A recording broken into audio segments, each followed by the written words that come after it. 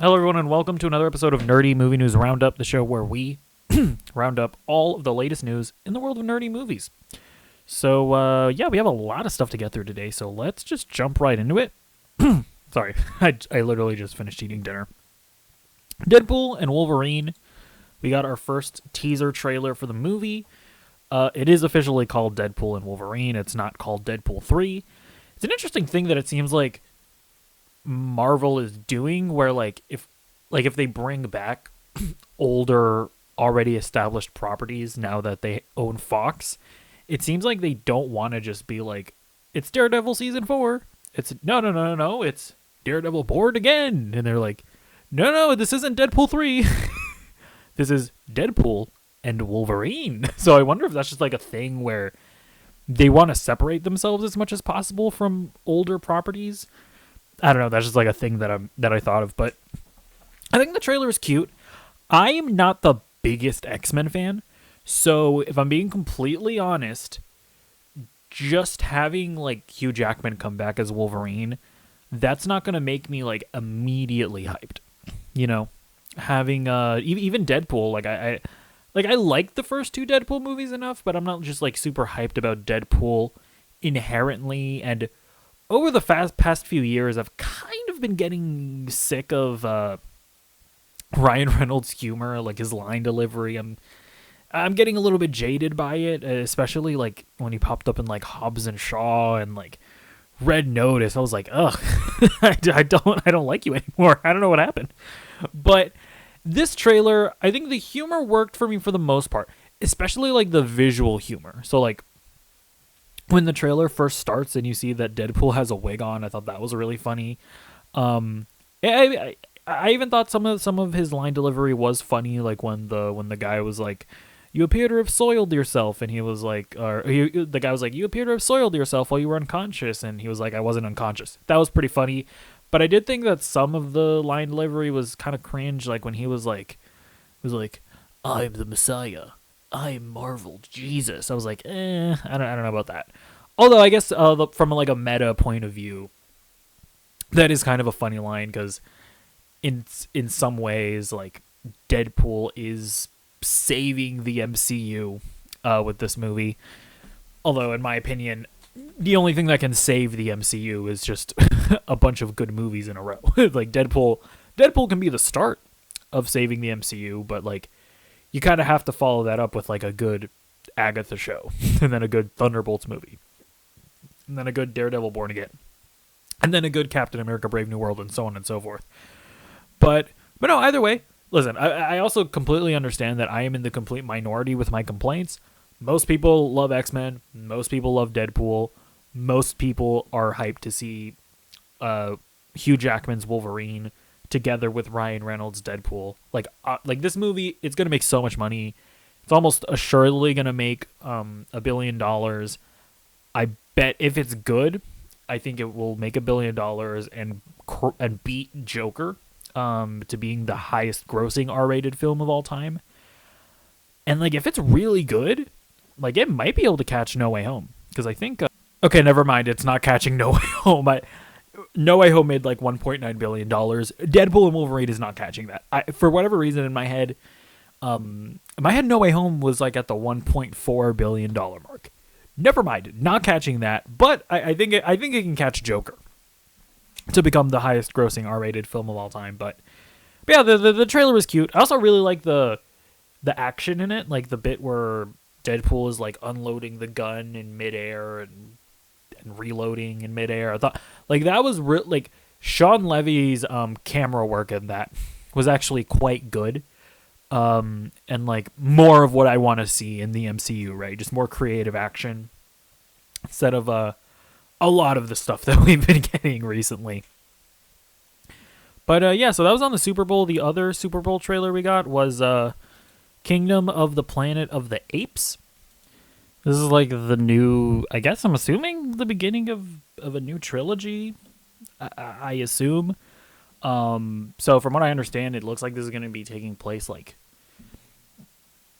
probably like at least 50 years after the end of the like the Matt Reeves trilogy, where we're following like a descendant of Caesar. I can't remember if this is supposed to be like his son or his like grandson or something, or I'm honestly not sure. And basically the planet is being run by apes now, and this trailer is showing that now the apes are mistreating the humans, and Caesar's descendant is like, this is wrong. Not all humans are bad. We shouldn't be enslaving them and hunting them and blah, blah, blah, blah. And then there's like a villain ape who's like, I am going to kill humans because of reasons and stuff and things. But it looks pretty good. I haven't really been entirely sure what to think of this movie, just because it's like, do we really need this? And like, I'm looking at it now and it's like, we're kind of just telling the same story, but the sides are reversed. So I'm still like, we probably don't need this. But it looks good, so I'm gonna watch it. And I'm also just interested to see how this movie turns out, because the guy who's directing this, Wes Ball, is also directing the Legend of Zelda movie. So, because before this, all he'd done was the Maze Runner movies, and I haven't seen those movies. I assume they're mediocre. Maybe I'd watch them and maybe I'd love them, but if he's able to nail like a Planet of the Apes movie, then that will give me a lot more confidence for the Zelda movie. Although that is a Zelda movie that's still being produced by by Avi Arad, so I don't know how much confidence I could really have in it at the end of the day. But yeah, we'll see how this turns out. All right, next trailer. Invincible Season 2, Part 2. They put out a little trailer for it, and I think the show looks great. You know, I'm still salty because I feel like just dividing seasons into 2 parts, it's just annoying. Like, no matter what your reasoning is, if your reasoning is that, oh, well, we need more time to work on the animation, then just wait to start airing the first season. Like I remember Invincible Season 2, it started airing like 2 weeks after Gen V ended. So it's not like we were like thirsting for comic book Amazon Prime content. Like, Invincible did not need to start airing when it aired. And if you're doing it for weird, like, marketing reasons, well, then that's lame. I don't know. I'm still going to complain about that just because I think it's lame. But listen, I thought the first 2 episodes of Season 2 were good, but they weren't like, great. But episodes 3 and 4 were, like, pretty incredible. And looking at this trailer, knowing what I know, we're in for some, like, yeah, shit's gonna go down. And I'm just assuming that the second half of the season is going to be like incredible. And you know, there's some stuff, you know, I don't want to get into details in case you're somebody that hasn't read the comic books, but there's like one character that shows up where I'm like, I'm not sure how far they're gonna go with that character. But it's kind of looking like they're gonna go all the way with it, at least just based on what we're seeing. So we'll see how that goes. That's the discourse around that is going to be probably insufferable. but yeah, I won't go into details about what I mean there. There was also a trailer for X-Men 97. I mean, so here's the thing. I have not seen X-Men the Animated Series, so I didn't watch the trailer. Actually, when I saw the trailer had come out, and I saw the release date, which I guess we'll get into this now. We're also starting the news here now, but whoops, the show is releasing on March 20th. I'm like, what? So I started watching X-Men the Animated Series so that I can catch up, and at the end of the show, when I do my What I've Been Watching segment, I'll talk about what I think of the show so far, but I haven't seen the trailer yet because I don't want to like spoil myself, although I've seen stuff on Twitter, like I saw that Jean Grey's pregnant or something. So now I know that Jean Grey doesn't die now. I don't know, man. I don't know why they announced it. They're just gonna. I don't know why they put out the first trailer like a month before the show comes out. That's annoying, especially when there's an entire series that you have to watch to catch up with it. But I guess that's hype if you're already caught up. Like that's kind of cool. But for me, now I got to do a big old binge. Although it's actually not that much because I know, like I think the first season at least, it's only like 13 episodes, and you know they're like 20 21-minute episode, so it's like a Saturday morning cartoon. So it might not be too bad, honestly. But yeah, based on what I've seen in terms of the artwork and all of it, it seems very faithful to X-Men the Animated Series. I know there's been some discourse because I think also like the shapeshifter guy, what was his name? I already forgot his name from and I know him from the show, but I already forgot his name. But I think he's like non-binary or something in the show, which I guess maybe he wasn't established as being that in the animated series. I don't know that I care inherently about that stuff. If they're just changing it now because of wokeness, that might be cringe. But also, if you're like a shapeshifter, what is your natural state? I mean, that was actually when the character in Gen V was actually really cool because there was a character that could like switch genders in Gen V, and they didn't have like an established personhood, right? Like they were both a woman and a man at the same time. And if you're a shapeshifter, it's like, yeah, like what are you really? Like what is your natural state of being? Although at least from what I've seen so far, it's like his natural state of being is just a guy. So it's not at least as far as I've seen, I don't think they really explored that in the animated series. Maybe they do it in a cringe way in the new show. Maybe they don't.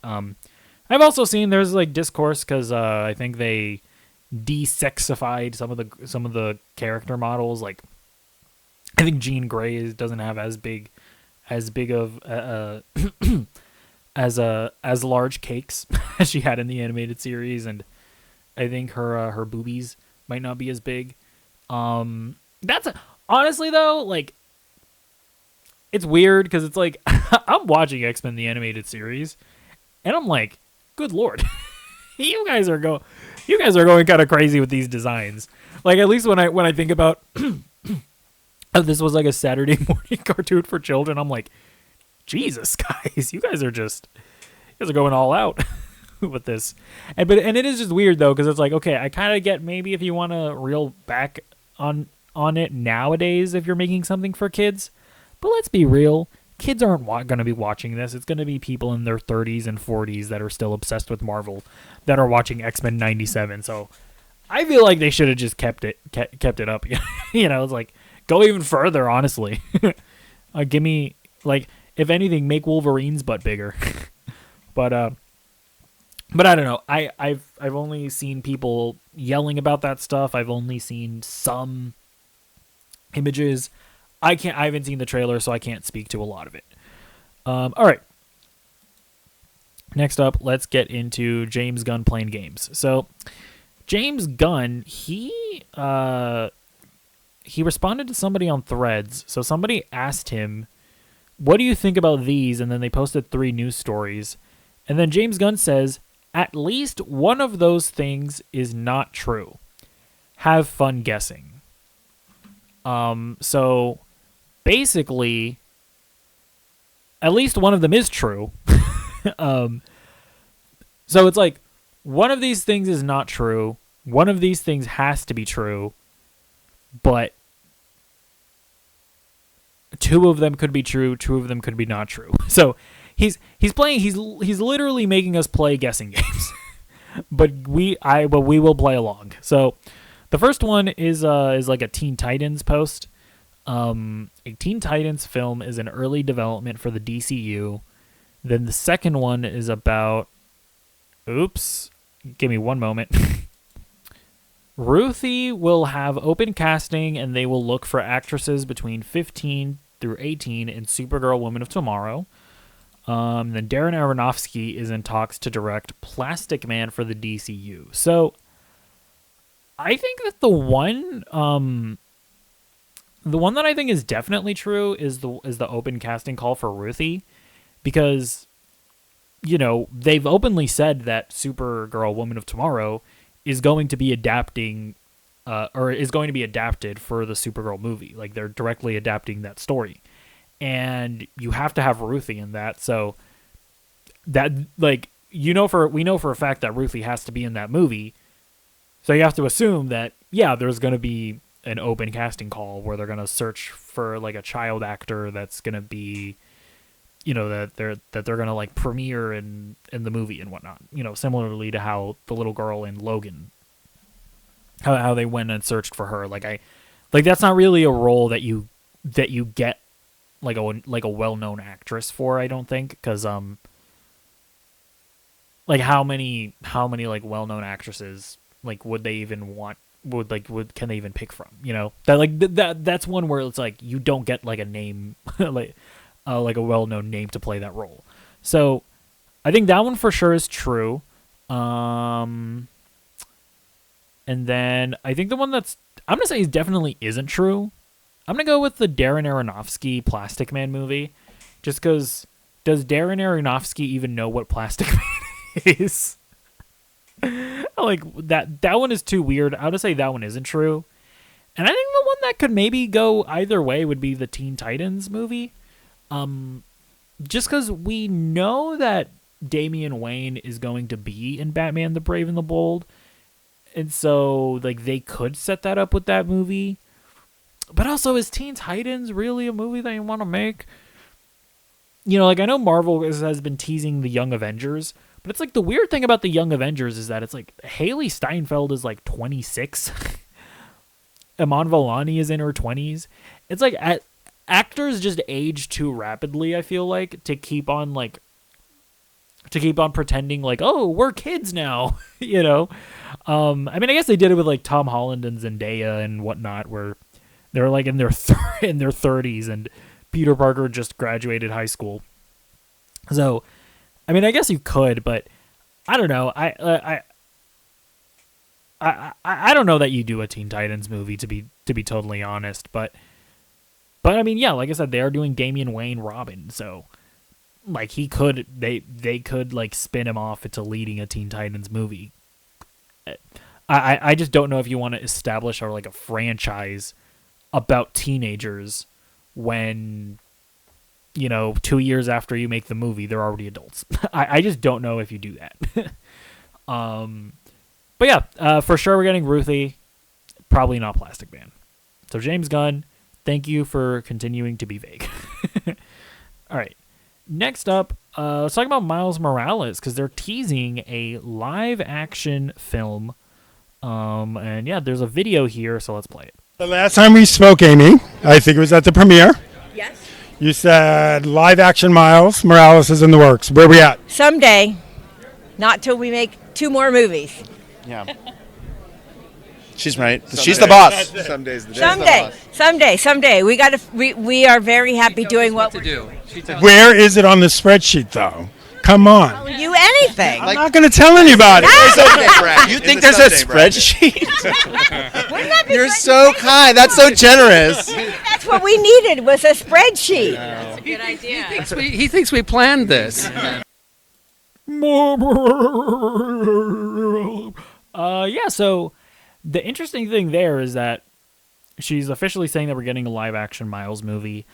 I know that's been reported. I don't know if it's ever been explicitly said by Sony, but it has now. And then she says that we're getting it after 2 more movies. Now that's interesting, because does she mean 2 more Spider-Verse movies? In which case, it'll be like 6-7 years before we can reasonably see a live action Miles movies. Or does she mean Beyond the Spider-Verse and Spider-Man 4? Is she counting Spider-Man 4 before we see a Miles movie? Because in that case, we could see the animated Miles wrap his story up in Beyond the Spider-Verse. Then we get Spider-Man 4, and maybe in Spider-Man 4 they tease Miles. I don't know. The thing is, though, is that for me personally, I would like to see like a trilogy of Tom Holland Spider-Man movies where he's like an adult, and then maybe in like Spider-Man 6, which sounds exhausting, I know, but I don't know. But like and then in like Spider-Man 6, we start teasing Miles, and maybe we introduce Miles, and then at that point you then spin off into the Miles movies. Just because I feel like Tom Holland's Spider-Man just needs needs time to breathe as an adult. But then I guess the other thing is, how many more of these movies does Tom Holland want to make? I mean, he's said before in interviews of like, I think I'm ready to wrap it up. I don't know how many of these movies I want to make. If I'm making these movies in my 30s, I might feel like a failure or something. Like, he said weird, vague comments like that. Of course, those could always just be like negotiation tactics, so that he can get a better salary, and he's totally fine playing Spider-Man for the rest of his life. Like, that's also entirely possible, if not probable. So I don't know. I think they probably mean another. If I'm just gonna guess, I think that they mean that after Beyond the Spider-Verse and then after Spider-Man 4, I think that's finally when we get a live-action Miles movie, because the other thing is that Sony's just impatient. Like, these people have no chill. They're out here making Madam Web movies. They're making Morbius movies. They're making all these terrible movies because when they see an opportunity, they just go for it without thinking or without any regard for story. So I would not be shocked at all if, like, we get Spider-Man 4 and they start teasing Miles. I just feel like the Tom Holland Spider-Man should have, like, a good amount of time to rest and stew as an adult. And then once he's, like, well into his Spider-Man-dom as an adult, then you introduce the younger Miles. Because it's like, is the Peter Parker that we ended off with in No Way Home, like, that guy's in the next movie gonna be a mentor, or leading into him being a mentor? I don't know. I don't know if that makes much sense. But maybe they also do, like, the Spider-Man, like, Marvel Spider-Man, like the PlayStation games. Maybe they go the route where, like, yeah, Miles gets introduced and then he's just fighting alongside Peter. I mean, that could be a thing as well if they wanted to, like, switch it up and not kill off Tom Holland at the end of his trilogy. So I don't know. They could do a lot of things. It could mean a lot of things, but for sure we're getting a Miles Morales live action movie at some point. Although, to be honest, I'm also not, like, I don't know if I need a live action Miles movie. Because it's like, to be totally honest, I don't know that Marvel Studios can make a Miles Morales movie that's as good as the Spider-Verse movies. I mean, Sony definitely can't. So it's also one of those things where it's like, I feel like you're gonna, like, make a new iteration of the character, and it's just gonna kind of pale in comparison to the animated stuff. But we'll see how it goes. So next up, we have some pictures from Joker Folie Deux. So I got pick one. They're, like, in a void. It looks like. And it looks like they're like making the shape of a heart. Am I the only one that sees that? It's kind of what I see them making the shape of a heart with, like, his head tilt there. And then the next one, they're, like, touching noses. He's behind bars. Obviously, this is probably against the rules. She's for a psychologist to be doing this with an inmate.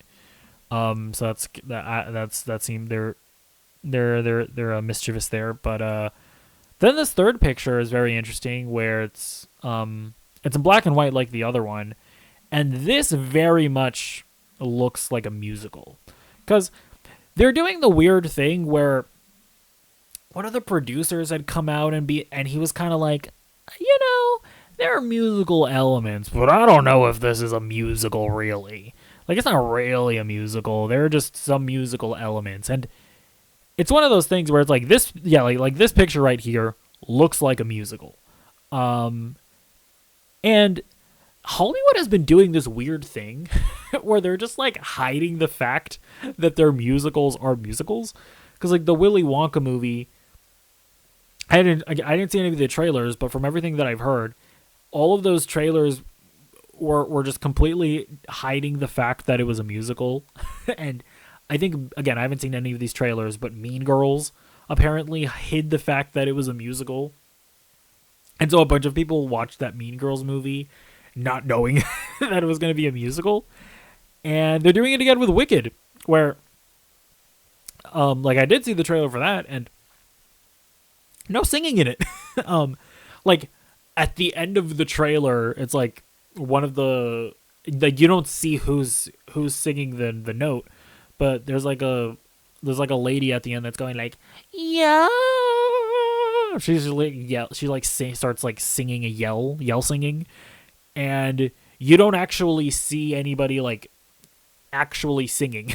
So it's like for I guess like the Hollywood bean counters and like the marketing departments are like audiences don't like musicals, so if you're gonna make a musical, we can't tell them that it's a musical. So I also wonder if like are they just like hiding the fact that this is a musical in order to trick people into watching it? Because I mean, in their defense, I remember when it was reported that it was going to be a musical, there were a bunch of people that were like, they're going to ruin it. They're ruining the Joker franchise. And it's like, damn, are you guys really that against musicals? I don't know. Like, I hope it's a musical because that's at least interesting. Like, I don't think we need a Joker sequel, period. Obviously, we're getting one because the first one made so much money. I mean, that's just like, obviously, but when I heard it was going to be a musical, that actually just made it more interesting for me. But we'll see how it ends up. The pictures look interesting. All right, next up, let's get into the Fantastic Four cast. So they put out this little picture here, or this tweet, I should say. Happy Valentine's Day from Marvel's First Family. Pedro Pascal, Vanessa Kirby, Eben Moss Backrack, the guy from The Bear, and Joseph Quinn are the Fantastic Four. And then it says it's in theaters July 25th, 2025. And Variety also noticed that Disney actually swapped the release dates for Fantastic Four and Thunderbolts because I guess Fantastic Four was originally going to come out on May 2nd of 2025, and Thunderbolts was going to come out in July 25th, but they switched it. So that's interesting. I wonder if it's because I think a couple months before that, I think in March or something, Captain America Brave New World is coming out. So I wonder if maybe they want to have Captain America lead into Thunderbolts, maybe. That would kind of make sense. But yeah, and then they tweeted out this picture here, which is super cute. You know, we have we have sort of like a sketch of what Pedro Pascal is going to look like as Reed Richards. We have Vanessa Kirby there as Sue Storm. And then we have Joseph Quinn as Human Torch. And we have a picture of Evan Moss Backrack there on the wall there, but he's already in his Thing situation. And this image is also interesting because you see the picture of a president there. Yeah, so like the image of the president there on the magazine cover, it looks like the life cover for President Lyndon B. Johnson. And this whole art style and vibe makes it seem like this movie is actually going to be a period piece that's set in the 60s, which is something that's been rumored for a long time. And I think is kind of an interesting choice because you would have, I mean, it would have been that, or maybe do like an origin story where the Fantastic Four becomes the Fantastic Four in 2024 or 2025. I mean, you could have done that, but it seems like they're wanting to make it be the case that, yeah, the Fantastic Four was around in the 60s for whatever reason, whether they fly into the quantum realm or it's just Captain America style, they crashed into an iceberg. For whatever reason, they're out of the game for like 60 years, and then they come back in present day, probably at the end of the movie. So I think that's kind of cool. I think it's an interesting take. Explaining why they haven't been around all this time. And then as far as the cast goes, I think the cast is good. I think the non-controversial ones are Eben Voss Backrack, as I said before, the guy from The Bear. He's the Thing. I mean, if you've seen The Bear, that's great casting. I don't think anybody should have a problem with that. Vanessa Kirby is like, that's one of those ones that's like, sure, no complaints here. Like, that's very on the nose, just as accurate as you can possibly get casting. And then Joseph Quinn is interesting because, if I'm being honest, he's not as hot as like Chris Evans or Michael B. Jordan. But if you've seen him in Stranger Things, he can be very charming, which I think is really probably the most important thing that you have to be with if you're going to be the Human Torch. And he's also not ugly by any means, but it is one of those things where it's like, I can kind of see the backlash because he's not nearly as attractive as Chris Evans or Michael B. Jordan, but he's also not hideous. And then the backlash that I think is super weird is for Pedro Pascal. Like, the arguments that I've seen are just bizarre. Like, I've seen people say, like, oh, well, he doesn't look like Reed Richards. Like, I even got into, like, a Twitter argument with somebody where he was like, they don't have this, he doesn't have the right face shape. And I'm like, guys, when you're casting somebody, them looking exactly like the character from like the comic book or whatever the source material is, that is like the least important thing. It is the least important thing. Unless, right, like the race of the character is like actually like important to who the character is. So like if you were adapting To Kill a Mockingbird, it's like, and you wanted to cast Atticus Finch, it's like, yeah, kind of important that you get like a white guy to play Atticus Finch. Now listen, I'm not too familiar with Reed Richards outside of the movies, so you can correct me if I'm wrong, but from what I understand, it's like the core characteristics of Reed Richards is that he's supposed to be able to pull off being the smartest guy in the room because he's like the smartest guy in the planet. He's kind of has to be kind of like autistic. And so like those are things that's acting. And it's like, obviously Pedro Pascal can pull that off. And it's like, guys, like, it's also just especially hilarious to me when like when people have such impassioned opinions about castings, when you haven't read the script, you haven't seen the auditions, you haven't seen the chemistry reads, like, who are you to say that like Pedro Pascal isn't right for the role? You haven't read the script. Like, I think one of the best examples is the Batman with Robert Pattinson. It's like, dude, like maybe if you think of like your ideal iteration of Batman, maybe Robert Pattinson isn't the most ideal choice. But when you actually watch what Matt Reeves did with the Batman, I struggle to think of anybody else that would have been a better choice than Robert Pattinson, you know? So it's like, Marvel movies do a lot wrong. They rarely get the casting wrong, you know? Like that's like one of the things that they consistently do the best. And Pedro Pascal is an actor that, like, I've never seen him give a bad performance. Even in bad movies, he's phenomenal in, right? Like, Kingsman 2, terrible movie. Pedro Pascal's great in that. Wonder Woman 84, terrible movie. Pedro Pascal's great in that. The other argument that I've seen is that, Pedro Pascal's too overexposed. It's like, what, is he? He's in 2 major TV shows. He's in The Mandalorian, where his face is covered like 90% of the time. Like, he's I assume that he's like barely on set. It's mostly stunt doubles, and he's basically a voice actor in that show.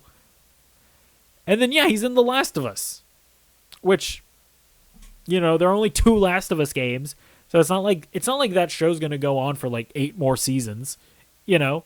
So it's like he's not gonna be on that show for much longer. Man, how he's doing Fantastic Four? Like, what? How is he being overexposed?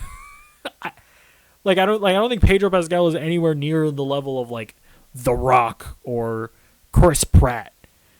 And it's like Chris Pratt is mostly annoying for me is when they cast him in roles that he's not suited for, right? Like Mario. Although to be fair, Mario turned out like fine because they weren't doing the traditional Mario. They made him more of a New Yorker. Oh, I still think that Chris Pratt didn't do like a particularly good voice acting work in that movie, but that's besides the point. I wouldn't say he was miscast. And then like Garfield, it's just like, what the fuck is Chris Pratt voicing Garfield? That's so lame. Like Pedro Pascal was like a good choice for Reed Richards. So I don't know. I find the Pedro Pascal backlash to be weird. I find the Eddie Munson guy, what's his name again? Joseph Quinn. I find that backlash to be kind of weird as well. But yeah, I don't know. Let me know what you think. Why maybe you hate the casting choices. Let me know why in the comments down below. And yeah, we'll move on to the next story. So one of the CW producers is talking about a Brandon Routh Superman show. So he put it out in a tweet. Mark Guggenheim, he says, well, somebody was talking about how good Brandon Routh was and how his dream would be for a 12-episode season. And Mark Guggenheim replied to that and said, Brandon and I have talked about a sequel series. We have some really exciting ideas. I don't think this is going anywhere. I don't know. I mean, like, the thing is that it's up to James Gunn, of course. And James Gunn, he's letting Superman and Lois continue, and I think he's letting them finish it off in a way that's going to be satisfying for fans of that show. But I don't know that he would greenlight like another Superman show that's going to be airing concurrently with his Superman Legacy. Although to be fair, they are doing 2 Batman shows, right? They're doing Batman the Brave and the Bold, and Matt Reeves is doing his thing. So I mean, maybe they do like a Brandon Routh limited series on HBO Max or something. Maybe. But then they're also doing like that Black Superman movie as well, which apparently is still in production. So I don't know. I just like, is there really that much of a hunger for a Brandon Routh sequel series? I feel like there aren't that many fans. So they did the little thing there in the CW Crisis on Infinite Earths. But is there enough interest there for an entire series? I doubt it, to be honest. So we'll see. He's teasing it on Twitter, but that doesn't necessarily mean it'll go anywhere. All right, next story. We have an update on Xbox and their like multi-platform situation. So last week we talked about how all the rumors that Xbox was going to start putting their games on PlayStation and Switch, and I wanted to bring it up on the show just because Xbox is making a couple games that are kind of relevant to the show. So like they're making the Indiana Jones game and they're making the Blade game. And so Xbox put out this Xbox like business update podcast thing. It was like 20 minutes.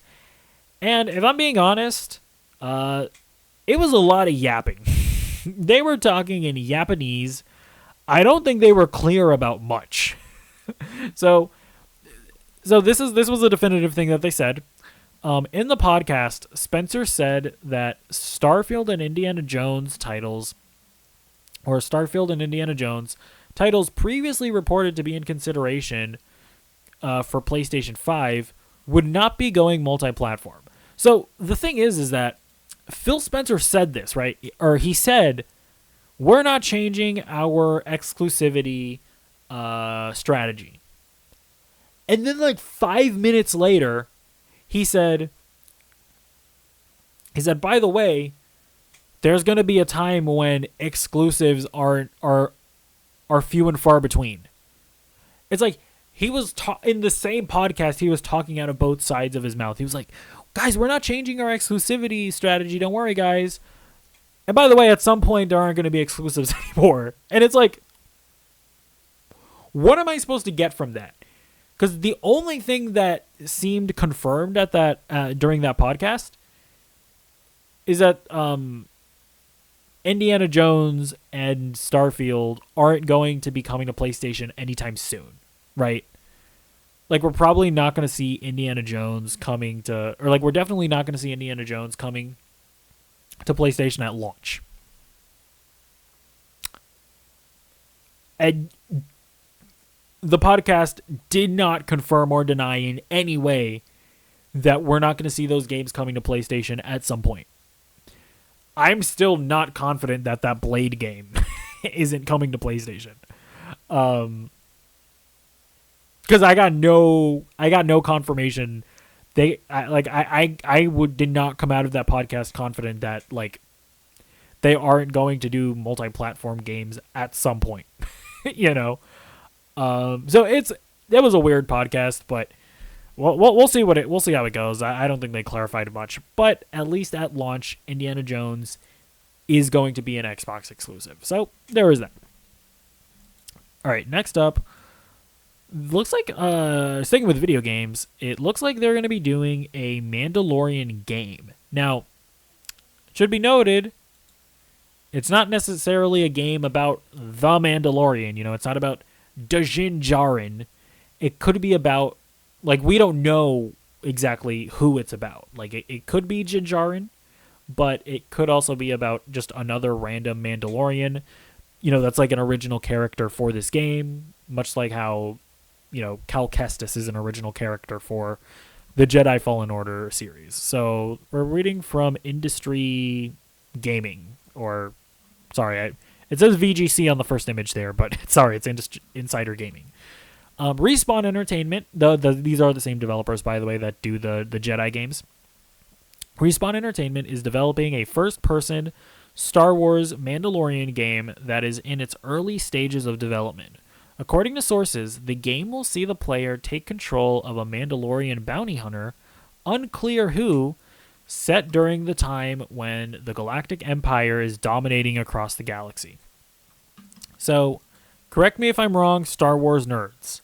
When they say that it's set during the time the Galactic Empire was dominating the galaxy, I think that means that it's set anywhere between the prequel trilogy and then throughout the original trilogy, right? So, like, it could be set, like, during the original trilogy or sometime before then. So that's one of those things where it's like, even if this is about Din Djarin, it's Baby Yoda would not be able to be involved here, I don't think. So I just wanted to point that out. It's your job as a bounty hunter to capture bounties, dead or alive, for cash rewards. The game will be focused on mobility and style as guiding principles. The game's high mobility has been made possible storytelling-wise thanks to the Mandalorian's jetpack, which allows the player to perform horizontal dashing, vertical jumping, boost sliding, somewhat similar to sliding down hills in Apex Legends, and more. Sources describe the game as very fast-paced and, as such, will reward players who play in this style. For example, the player's health will mainly regenerate based on successive kills. As to be expected, playing as a Mandalorian bounty hunter gives the player a wide variety of weapons and gadgets, including a wrist rocket, grapple hook, a visor for tagging enemies and bounties, and more. It's understood that the game will not be an open world and have linear levels taking place on a variety of different planets in the Star Wars universe. So, that's interesting, because if you're gonna make an open world game, it's like, or like, I should say, if any game is gonna be an open world game, it would be a bounty hunter game. Like, that does make sense to me, but I can also understand that they're probably wanting to, like, vary or have variety when it comes to their Star Wars games. So, like, you know, the Jedi Fallen Order games are like sort of a Metroidvania games where you kind of have large open zones in a sense. And you're kind of exploring different zones, and then it seems like the Star Wars Outlaws game, that is just going to be a Ubisoft open world game. And then, yeah, you then maybe want to pivot to like a more linear narrative-based game with this Mandalorian game. So I think it sounds neat. It seems like... So, like, Respawn also made the Titanfall games, And those are games that didn't necessarily sell all that well. But just judging how they're saying that this is going to be a first-person shooter, is going to be about mobility. You know, you got a grappling hook. That sounds like Titanfall to me. I haven't played Titanfall, but based on how I've heard it described, that kind of sounds like they're making another Titanfall game, because the Titanfall games didn't sell well, but that was a very passionate fan base. It's kind of like they're like, okay, guys, listen, we're not going to be able to make another Titanfall game, but we can make another Titanfall game and put a Star Wars like Code of Pain over it, and that makes it feasible. So I think that's kind of fun that they're doing that. The only thing that I will say is that this is kind of starting a bit of a trend, a bit of a pattern of studios kind of becoming subsumed by IP. Like, we've seen like Insomniac, for example, right? That's a developer that made games like Ratchet and Clank and Sunset Overdrive. Like, they made their own original IP. And then they started making the Spider-Man games. And all their plans actually got leaked. And we know for like the next 10 years, they're just going to be making Marvel games. So like they're going to make Spider-Man 3, obviously. They're going to make a Venom spin-off game. And then they're going to make Wolverine and then X-Men games for the next 10 years. And it's one of those things where it's like, it's kind of a shame that that studio has kind of just become a Marvel studio. Now, it is also one of those things for me, at least, that, I mean, listen, at the end of the day, I just want artists making art, that they're passionate about. So it's totally possible that the guys at Insomniac, they're just genuine fans of Marvel, and they're like, hey, listen, we love these characters, and if these games are obviously going to make us more financially stable, so we'll make these games if you'll let us. And now Respawn, they're kind of turning into a Star Wars studio, where it's like, yeah, they're making Apex Legends, but it seems like they're just making Jedi Fallen Order games, and now they're pivoting to to Mandalorian games. And it's like, I don't know. Like, they're like I always just wonder does Respawn just genuinely want to make Star Wars games, or are they being forced to by EA? Because I think they're owned by EA. Not sure. But we'll see. Either way, I think this game does sound pretty cool. And yeah, so that's it for the news. Now let's get into what I've been watching. So I started watching X-Men the Animated Series in order to get ready for X-Men 97. And I don't know if this is a hot take or not, but it's not very good. I mean, it's dated at the very least. Like, the dialogue is not very well written. It's not subtle at all. The animation is very rough. It's just not as strong as maybe I was expecting it to be, just because it's obviously heralded as a classic. But like, it's not a spectacular Spider-Man. That's a cartoon that I watched as a kid. I can watch today, and it's still really solid. This is not that. Now listen, I'm only like 4 episodes in, so maybe it gets better. But starting off, I'm not as impressed. And I'm wondering if, because again, I haven't seen the trailer for X-Men 97, but I've heard that they very much, like, I've heard people watching that, and they're going like, wow, it feels like I feel like I'm watching X-Men the Animated Series. And it's like, okay, cool. Are you saying that because X-Men the Animated Series gets better over time, and it feels like how it's up to this, like, is it that X-Men 97 is up to the standards of quality that this show eventually gets to?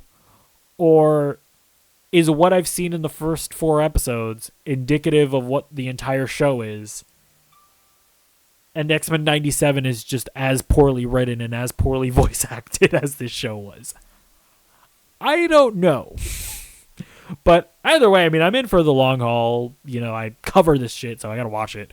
It doesn't seem like it's gonna be as egregious of a binge, just because, you know, they're only like 20-minute episodes. So I'll do it as soon as I can. Hopefully, I'm able to catch up with X-Men '97. All right. Next up, I watched Madam Web.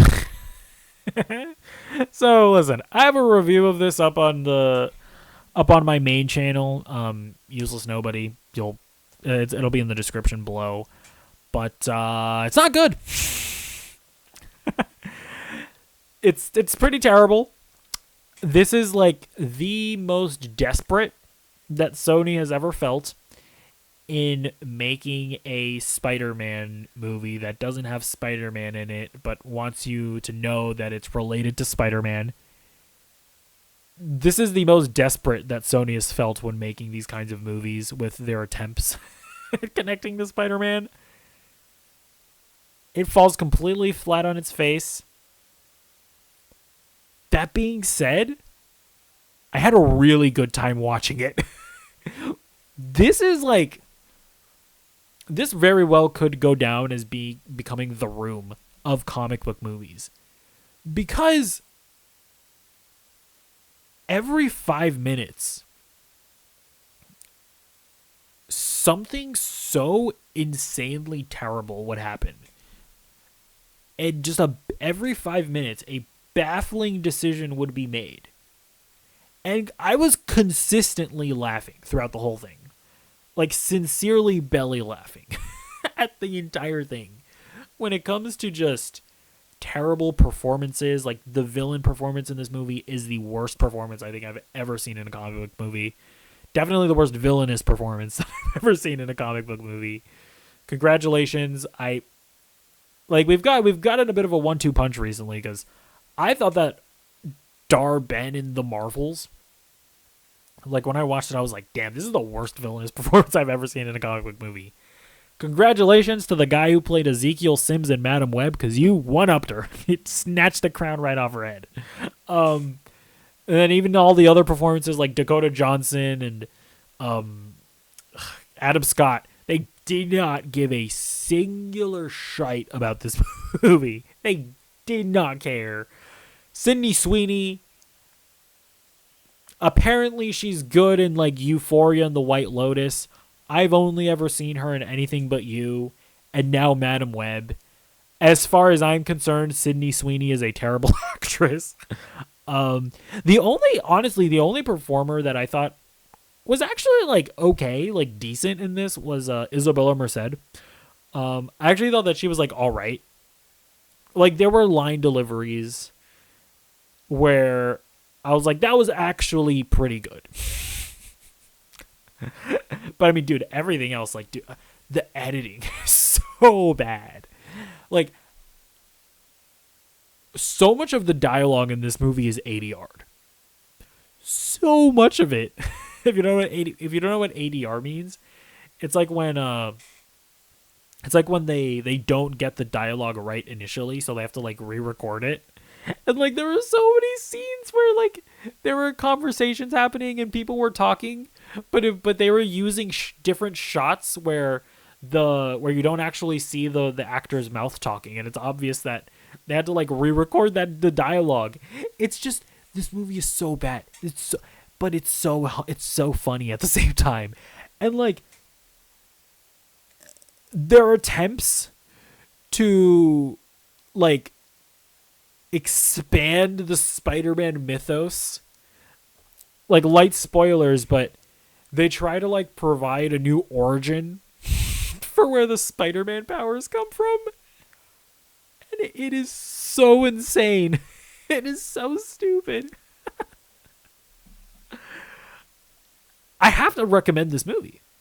Like I feel like you have to see this movie because it's entertaining. It really is entertaining. Like I was not bored watching this film. I cannot say that I was bored watching it. Yeah, I don't know, man. I had a good time with it. Again, is it good? Absolutely not. But Is it so bad that it's good? Yeah, I would say so. Not everybody has that perspective, to be fair. Like I've seen some reviews where people are like, this is just boring. But I wasn't bored throughout the movie. I wasn't bored watching the movie. So, I don't know. If you've seen Madam Web, let me know what you think in the comments down below. And that's going to be it for this episode of Nerdy Movie News Roundup. We have indeed rounded up all of the movie news in this week of Nerdy Movies. And I will see you in the next video. Goodbye. Goodbye, goodbye, goodbye. Goodbye.